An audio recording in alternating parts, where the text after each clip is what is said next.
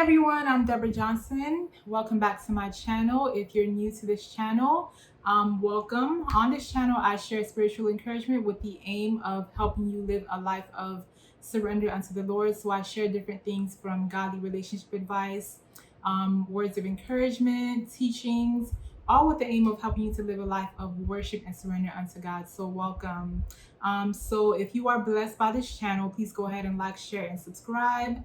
And if you have any comments on this video, you can go ahead and leave a comment below. Please make sure that your comments are biblical and godly. So I'm back with another Dear Deborah letter. This is Dear Deborah letter number 5. And if you've gone through something like this, or if you have a comment or a word of encouragement for this person, you can go ahead and leave a comment below. Just make sure it's godly and biblical advice. Alrighty, so I'm just going to start by reading the letter. It's pretty short, pretty brief, and then I'll just give some words of advice. This video shouldn't be too long at all. So the letter says, Dear Deborah, my question is, what if my boyfriend's parents, whom are pastors, say no to the relationship? They haven't met me.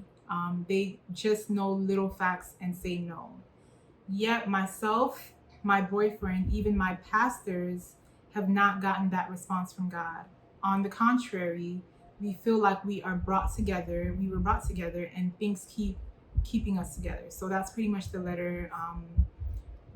Her boyfriend, and her pastors believe that, this is a relationship that God has put together, but her boyfriend's parents, who are pastors, are saying no to the relationship, even though they don't know much about her and they've never met her. So this is my response to this. Number one is, what did God say, right? You can't base anything based off of what anyone has told you, no matter who you are. Number one is, what did God say? With anything you do, especially an important life decision like a relationship and who you're going to marry, you have to make sure that you have a word from God. You have to make sure that you have direction and instruction from God concerning this relationship. You have to make sure that you have a green light from God concerning this relationship. So whatever God has told you, obey God. And both of you need to have clear direction and peace from the Lord, right? So whatever God has told you, go ahead and obey God. If you are certain that God has said yes to this relationship, then the both of you need to go ahead and obey God. And don't let your decision be based on what other people have said. So I know that you said that your pastors have said yes, but his parents, who are pastors, have said no. The thing is, pastors and people can miss God. People can be wrong, people can miss God, but God can never be wrong.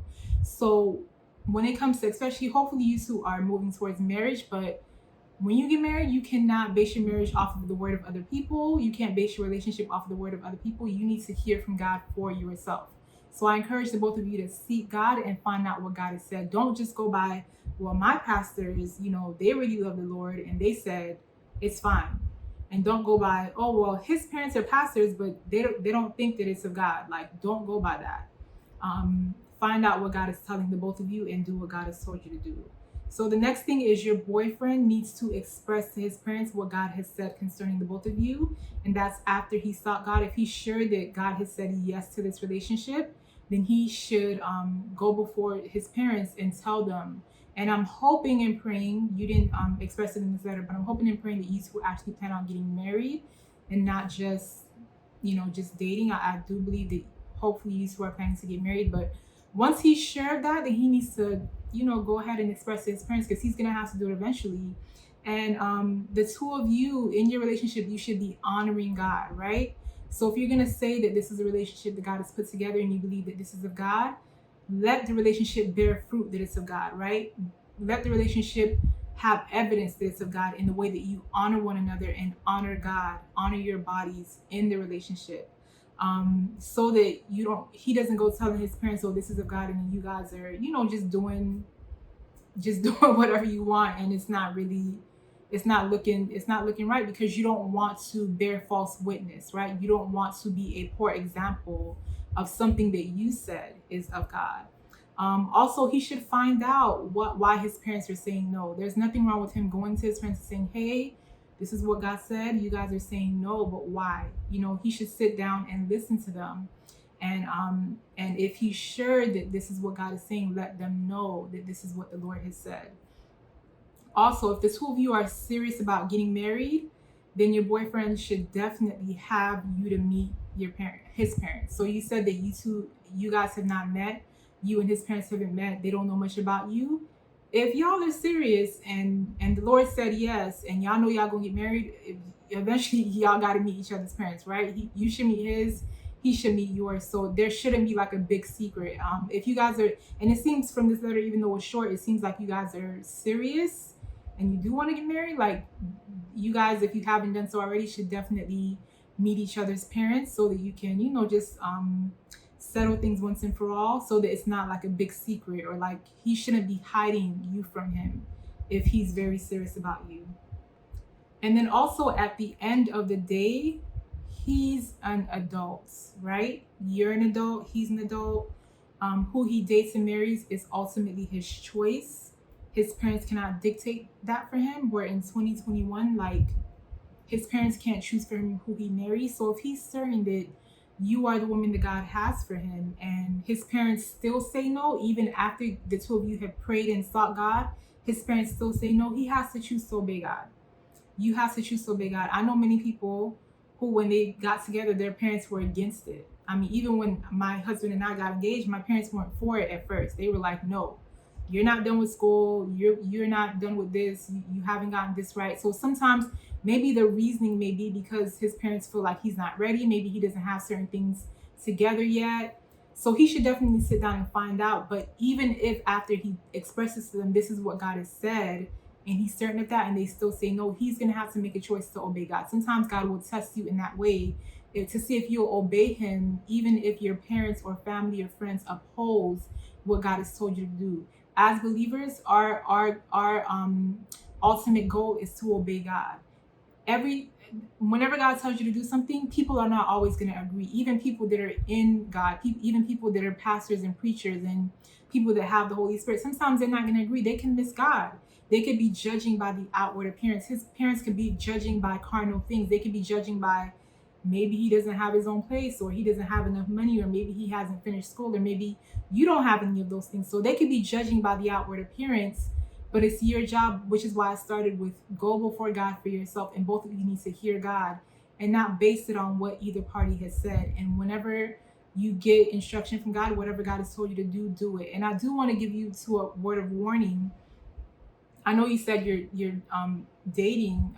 I don't think you're engaged yet. You haven't mentioned that. But if you two are dating and you're stating that this is something that God has done, please do not bring the Lord's name to a reproach in what you do while you're dating. Because many people open up their mouth and they say, God has established this relationship. God has told me that this person is the one, and we're together and we're courting or we're dating.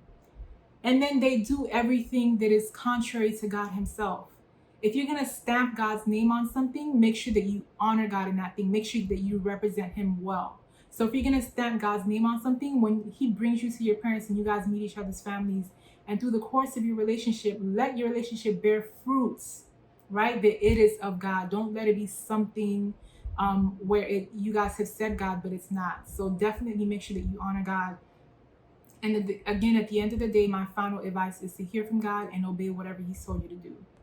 So that's today's Dear Deborah letter. Thank you for joining me. If you would like to send me a letter, you can go ahead and send me an email to heartofworship2010@gmail.com. I'm going to put the email down below, and make sure that the subject says Dear Deborah Letter. If you would like to send me a letter requesting advice for anything from relationships to any questions regarding your relationship with God, spiritual things, you can go ahead and send it to me, and I will answer it anonymously on my YouTube channel. Make sure that the subject to that email says Dear Deborah Letter. So if you were blessed by today's video, I ask that you kindly like, share, and subscribe. If you know someone that's in a similar situation, you can go ahead and send them the video to encourage them.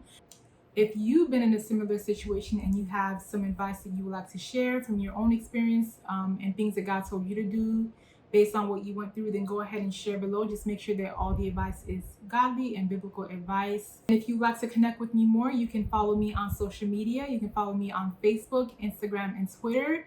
The links to all of my social media pages are down below in the description box. If you're a woman and you are looking for some godly fellowship, accountability, and spiritual growth, I invite you to join Heart of Worship Ministry, which is the ministry that I now lead.